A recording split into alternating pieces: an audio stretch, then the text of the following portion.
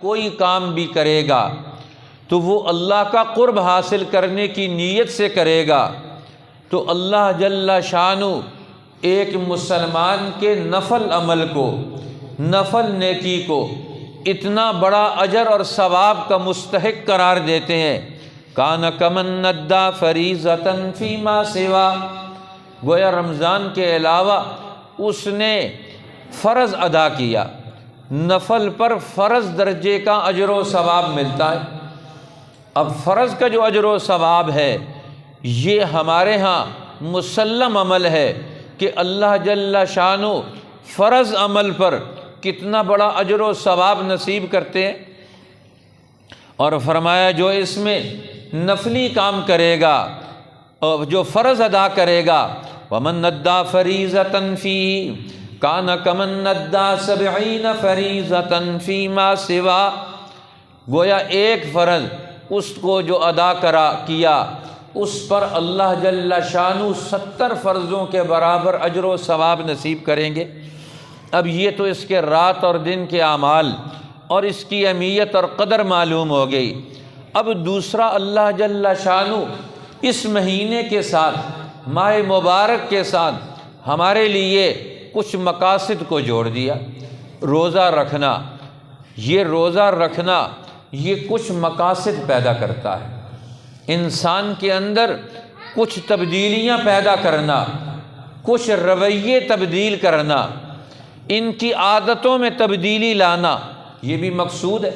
اس لیے فرمایا کہ یہ مہینہ تم سے کچھ مقاصد اور ذمہ داریاں تمہیں یاد دہانی کراتا ہے، یہ تمہیں تمہارا مقام یاد دلاتا ہے، کردار یاد دلاتا ہے، لہٰذا تم نے اس مہینے کو پورے طریقے سے سمجھنا ہے۔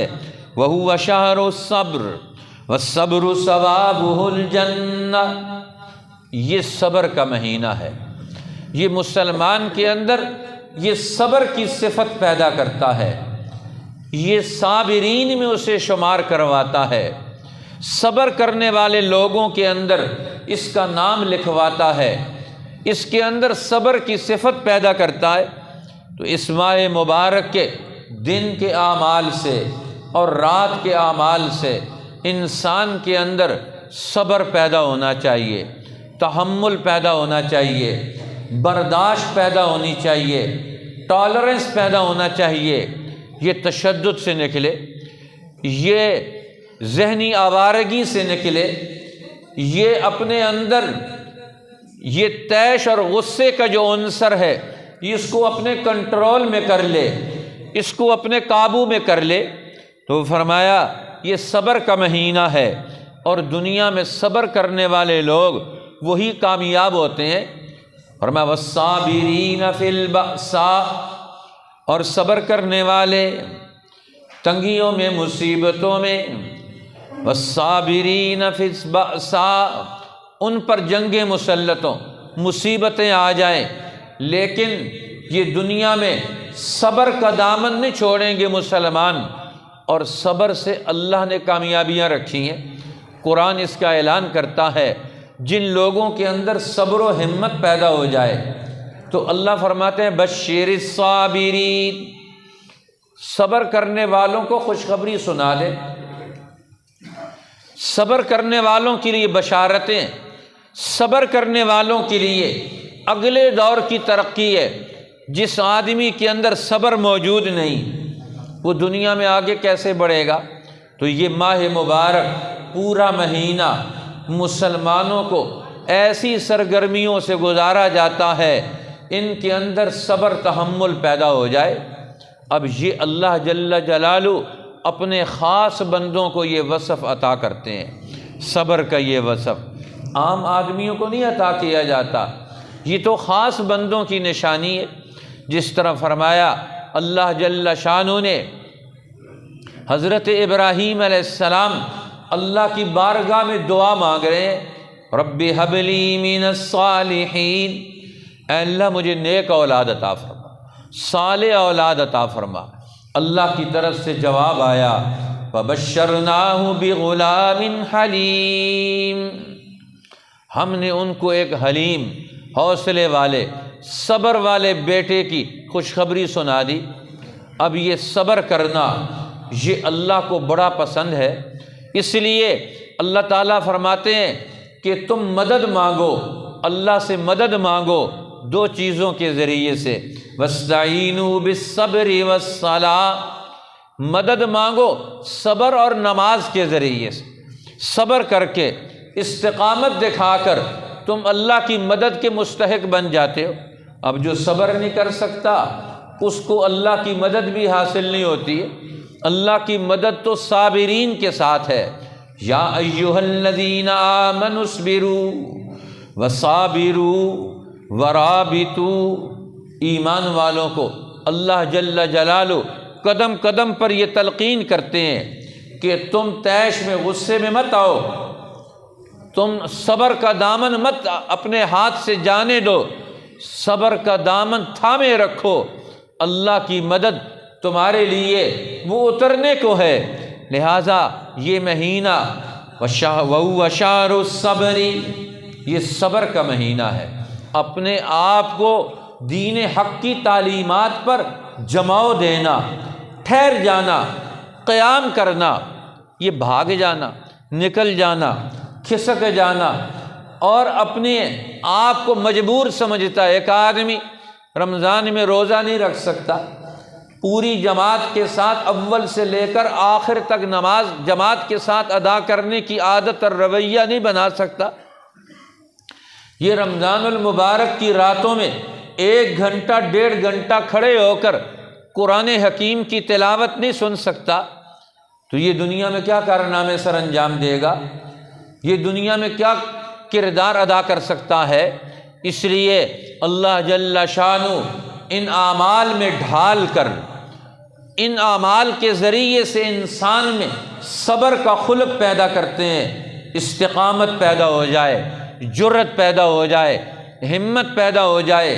اب صبر کرنے والے یہی تو اصل لوگ ہیں جو میدانوں میں اترتے ہیں تو اللہ سے دعا مانگتے ہیں، ربنا افرغ علینا صبرا وثبت اقدامنا، اے ہمارے رب ہم پر صبر اتار دے، افرغ علینا صبرا، ہم پر تو صبر اتار دے۔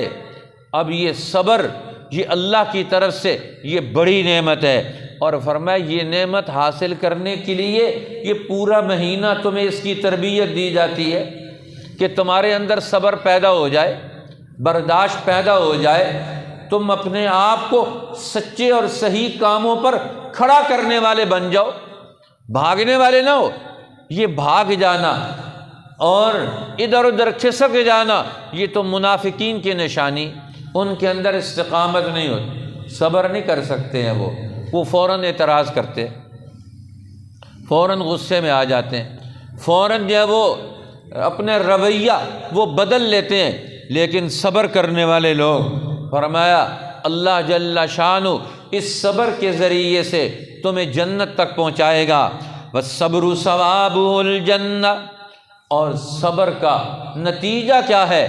دنیا میں کامیابیاں، ہر میدان کی فتح یہ صبر اور استقامت سے حاصل ہوتی ہے۔ اور جو ڈٹ جاتا ہے، قائم رہتا ہے، کھڑا رہتا ہے اور صبر کر دیتا ہے، اپنے آپ کو مضبوط باندھ لیتا ہے اور اپنے مشن سے نہیں ہٹتا۔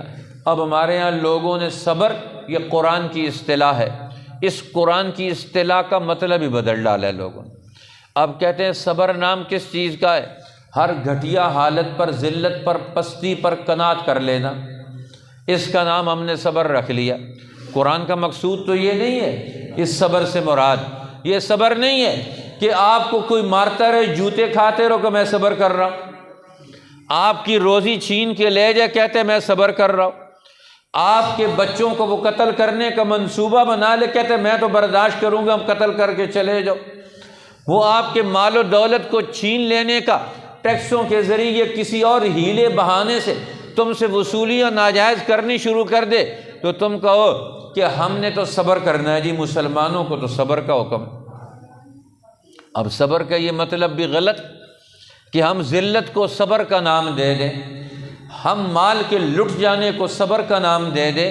قرآن تو یہ نہیں چاہتا، اللہ کے رسول یہ نہیں چاہتے کہ صبر کس چیز کا نام ہے۔ اب صبر کی اصطلاح کا مفہوم کیا ہے کہ دشمن کے دانت کھٹے ہو جائیں، دشمن ناکام ہو جائے، وہ تمہارا ارادہ نہ بدل سکے۔ تم نے اللہ کو مضبوطی سے پکڑنے کا ایمان کا دعویٰ کیا، اللہ کا بندہ بننے کا ارادہ اور عزم کیا، اللہ کے قرآن کو سینے سے لگانے کا عزم کیا، اللہ کے رسول کی اتباع کا، حق والوں کی اتباع میں آنے کا عزم کیا کہ ہم آپ کے ساتھ رہیں گے۔ اب یہ عزم اور ارادہ کیا، اب دشمن نے آپ پر اپنی سختیوں کا، مصیبتوں کا پورا جال بچھا دیا کہ تم اللہ کے راستے سے ہٹ جاؤ، قرآن کی بتائی ہوئی تعلیم سے نکل جاؤ، تم دنیا میں رائے حق کو چھوڑ دو، تم دباؤ میں آ جاؤ، بزدلی کا مظاہرہ کرو۔ اب اس کا نام انہوں نے فرمایا، یہ وہ کہتے ہیں تم اس کام کو اختیار کرو۔ فرمایا نہیں، صبر یہ ہے کہ دشمن کی بات نہیں ماننی، شیطان کی بات نہیں ماننی، اپنے دین پر، حق راستے پر استقامت دکھانی ہے، اپنے آپ کو مضبوط کرنا ہے۔ اب ایک حدیث پاک میں رسول اللہ نے ایک واقعہ بیان کیا پچھلی قوموں کا، کہ ایک ظالم بادشاہ نے ایک مسلمان جماعت کو، جنہوں نے دین حق کو قبول کر لیا، ان کو اس دین سے متزلزل کرنے کے لیے، ہٹانے کے لیے انہوں نے مشکلات میں ڈال دیا ان کو۔ اب ان کو گھروں سے نکال دی، ان کو ان کے مال و دولت سے نکال دیا، ان کے اسباب ان سے چھین لیے، اور آخری وقت ایک ماں، اس سے انہوں نے بیٹا بھی چھین لیا۔ اب بیٹے کو انہوں نے چھین کر آگ میں ڈالنے کے لیے بیٹے کو لے کے جا رہے ہیں، اور وہ بیٹا چھوٹی سی عمر میں ہے، دودھ پینے کی عمر کا بیٹا ہے۔ اب اس بیٹے کو چھین کر آگ میں ڈالنے کے لیے لے کے جا رہے ہیں، اللہ نے اسے قوت گویائی دے دی۔ وہ کہتا ہے اصبری امی انکی علی الحق، اے ماں میری جدائی پر صبر کر، اپنے ارادے سے، اپنے ایمان سے، اللہ کے تعلق سے، حکم الہی سے پیچھے مت ہٹنا، کسی دباؤ میں، کسی خوف میں، کسی بزدلی کا شکار ہو کر اپنی رائے مت بدل لینا، رائے سچی رکھو، حق رائے رکھو۔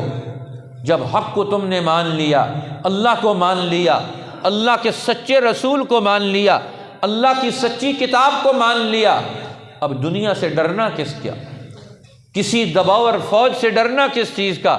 ایک چھوٹا سا بچہ دودھ پیتا ہوا، اللہ اسے قوت گویائی دے دیتے ہیں، وہ اپنی ماں کو کہتا ہے اصبری علی الحق، امی میری ماں صبر اور استقامت کا مظاہرہ کر، بزدلی مت دکھانا کہ تیرے پاؤں میں لرزہ پیدا ہو جائے کہ میرا بیٹا یہ قربان ہو رہا ہے، اب میں بزدلی دکھاؤں۔ اور میں نہیں، اس لیے دنیا میں صبر اور ثبات اور استقامت سے دنیا میں فتح ملتی ہے، کامیابیاں ملتی ہیں، اور آخرت کا نتیجہ رسول اللہ نے بیان فرمایا وَالصَّبْرُ ثَوَابُ الْجَنَّةِ، اور صبر کا بدلہ جنت ہے۔ اور فرمایا یہ مہینہ لانے کا مقصد کیا ہے؟ اس مہینے کے روزے فرض کر کے رات کو قیام کرانے کا تمہیں یہ پلان دے کر، منصوبہ دے کر، عمل دے کر، سنت رسول دے کر اللہ تعالیٰ تم سے کیا چاہتے ہیں؟ فرمایا وَشَهْرُ الْمُوَاسَاةِ، یہ غمخواری کا مہینہ ہے۔ یہ اسلام دین فطرت ہے، انسانیت کا دین ہے، ہمدردی کا دین ہے، غمخواری کا دین ہے۔ کسی کی بھوک اور پیاس کو، کسی کی بنیادی ضرورت اور اس کی معیشت کے مسئلوں کو معمولی مت سمجھو۔ ایک آدمی بھوکا ہے، ایک آدمی پیاسا ہے، ایک آدمی زندگی کی ضرورتوں میں مجبوریوں کا شکار ہے، یہ کیوں شکار ہو رہے ہیں؟ ان کے مسائل پر غور کرو۔ قوموں پر بھوک کیوں مسلط ہو رہی ہے؟ غربت کیوں مسلط ہو رہی ہے؟ مہنگائی کیوں مسلط ہو رہی ہے؟ ایک عام آدمی سے زندگی کی یہ ضرورتیں یہ کیوں چھن رہی ہیں؟ کیوں بھاگ رہی ہیں؟ کیوں دور ہو رہی ہیں؟ تمہیں اس کا احساس ہونا چاہیے۔ اسلام روزے کے ذریعے سے، ماہ مبارک رمضان کے ذریعے سے غریب کی غربت کا احساس پیدا کرتا ہے، بھوکے کی بھوک کا احساس پیدا کرتا ہے، ضرورت مند کی ضرورت کا احساس پیدا کرتا ہے، معاشی محرومیوں کا شکار قوموں کی معاشی محرومیوں کا احساس پیدا کرتا ہے کہ تمہارے اندر غریب کی غربت کا احساس پیدا ہو جائے۔ یہ میں نہیں کہہ رہا، یہ اللہ کے رسول رمضان کے ایک دن پہلے امت کو خطاب کر کے اس مہینے کی سرگرمیوں کے نتائج بیان کرنا چاہتے ہیں۔ شہر المواسات، یہ غریب کی غمخواری کا لیکچر دینے والے لوگوں کے پیچھے مت چلو، وہ تو غریب کی غربت کا مذاق اڑاتے ہیں، جس طرح ہماری حکومتیں غریب کی غربت کا مذاق اڑاتے، اس کو آٹے کی ضرورت ہے اس کو بھیک مانگنے پر مجبور کرتے ہیں، اس کو ہاتھ پھیلانے پر مجبور کرتے ہیں، اور اس کو پولیس سے ڈنڈے مروا کر اس کی عزت نفس کو اور زیادہ مجبور کرتے ہیں۔ یہ کون سی مسلمانی ہے؟ غریب کی غربت کا مذاق اڑایا جاتا ہے، اس کو اکٹھا کیا جاتا ہے، ان کی لائنیں لگوائی جاتی ہیں، ان کی بھوک کا مذاق اڑایا جاتا ہے، غریب کی غربت کا اس کا پوری دنیا میں شہرت کی جاتی ہے، ہم اس کو بھیک دے رہے ہیں۔ قرآن کہتا ہے، رسول اللہ فرما رہے ہیں کہ شہر المواسات، غریب کو تلاش کر کے اس کے گھر میں اس کی روزی پہنچا کے آؤ، تمہارے اندر غریب کی غربت کا احساس پیدا ہو کہ تمہیں اگر 12 گھنٹے روٹی نہ ملے، جس کو 14 گھنٹے نہیں ملتی، جس کو 24 گھنٹے روٹی نہیں ملتی، جس کو ایک ہفتے سے جس کے گھر میں ناغہ ہے، کیوں ناغہ ہے، کیوں اس کے ہاں فاقہ ہے، یہ کیوں فاقوں میں مبتلا ہے؟ رسول اللہ صلی اللہ علیہ وسلم تو فرماتے ہیں، میں تو فاقہ زدہ لوگوں کے فاقوں کو دور کرنے کے لیے آیا ہوں۔ غزوہ بدر میں جا رہے ہیں، رات کو کھڑے ہو کر اللہ کے حضور دعائیں مانگ رہے ہیں، اللہم انہم جیاع فاشبعہم، اے اللہ یہ لوگ ان سرداروں اور وڈیروں اور ظالموں اور متکبروں کی دولت کے غلط طریقہ کار کی وجہ سے یہ دنیا میں بھوک کا شکار ہو گئے، اب محمد رسول اللہ نے قدم اٹھایا ہے بدر کے میدان میں آنے کا، تیری رحمتوں اور تیری برکتوں اور انعامات کے دروازوں کو کھٹکھٹانے کا، اب میں اس میدان میں اترا ہوں۔ اللہم انہم جیاع فاشبعہم، اے اللہ یہ بھوکے پیٹ، اے اللہ بھوک میں مبتلا یہ لوگ، یہ امتوں کی غربتوں کو دور کرنے کے لیے قدم اٹھا رہے ہیں، یہ ظالموں کے مقابلے میں صبر کے لیے میدان میں اتر رہے ہیں، فاشبعہم، اس دولت کے نظام کی تقسیم کا وہ دور لے کر آ جو تیری ربوبیت کے تقاضوں کو پورا کرتا ہو، جو میری رحمت للعالمین کے تقاضوں کو پورا کرتا ہو، ان کی زندگی کی ہر ضرورت پوری ہو جائے، فاشبعہم، ان کی بھوک کا سامان پیدا ہو جائے، ان کی بھوک کے مٹانے کا سامان پیدا ہو جائے۔ اس لیے رسول اللہ نے فرمایا ایک صحابی نے عرض کی، یا رسول اللہ یہ مکہ کی زندگیوں میں اپنے خاندان سے آپ لڑ رہے ہیں، آپ ان کے مقابلے میں کھڑے ہیں، کبھی آپ کو پتھر مارے جاتے ہیں، کبھی آپ کو شاعر مجنون دیوانہ کہا جاتا ہے، کبھی آپ کے راہ میں کانٹے بچھائے جاتے ہیں، کبھی آپ کو گالیاں دی جاتی ہیں، کبھی گلے میں رسی ڈال کر چادریں ڈال کر آپ کو تنگ کیا جاتا ہے، یہ غریب کی آواز لگانا چھوڑ دیں، ایک مزدور اور کسان اور ایک غلام کے حق کے لیے کھڑے ہونے کا اعلان کر جو دیا ہے آپ نے، اس سے پیچھے ہٹ جائیں۔ تو آپ کیوں یہ کر رہے ہیں؟ کیوں دکھ برداشت کر رہے ہیں؟ اللہ کے بندوں کے لیے آپ کو کیا تکلیف اور مجبوری ہے؟ عزت سنبھالیں، اقتدار لیں، عورتیں لیں، دولت میں عیاشیاں کریں، آپ کو کس چیز کی کمی ہے؟ کیوں یہ آپ محنت کر رہے ہیں؟ فرمایا میں اسی لیے تو محنت کر رہا ہوں کہ میں دنیا میں بھیک مانگنے والا ہاتھ ختم کرنا چاہتا ہوں۔ میرا دور آئے گا، محمد رسول اللہ کا دور آئے گا، جس میں شہر المواسات، غمخواری کا مہینہ، یہ تربیت دے رہا ہوں میں اپنی امت کو، غریب کے غم کا احساس پریکٹیکلی پیدا کرو اپنے اندر۔ اب روزہ رکھوا کر اللہ فرماتے ہیں خود بھوکے رہو 12 گھنٹے، تمہیں پتہ چلے بھوکے لوگوں کی زندگی کیسے کٹتی ہے۔ غریب کی غربت اس کا مذاق مت اڑاؤ، اس کے ساتھ کھڑے ہو کر۔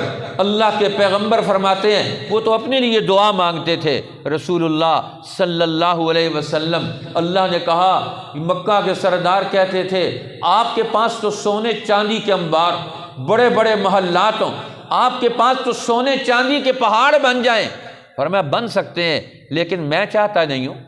اے اللہ فرماتے ہیں جبریل کو بھیج دیا، میرے نبی آپ چاہتے ہیں تو مکہ کے سارے پہاڑ میں سونے کے بنا دیتا ہوں، جدھر آپ جائیں گے پیچھے پیچھے چلیں گے، یہ آپ کو غلے اور اناج کے ڈھیر لگا دوں گا، باغات کے باغات یہاں اگائیں گے اور آپ کے ساتھ جائیں گے تکوینی طور پر، آپ کو کسی محنت کی ضرورت بھی نہیں آئے گی۔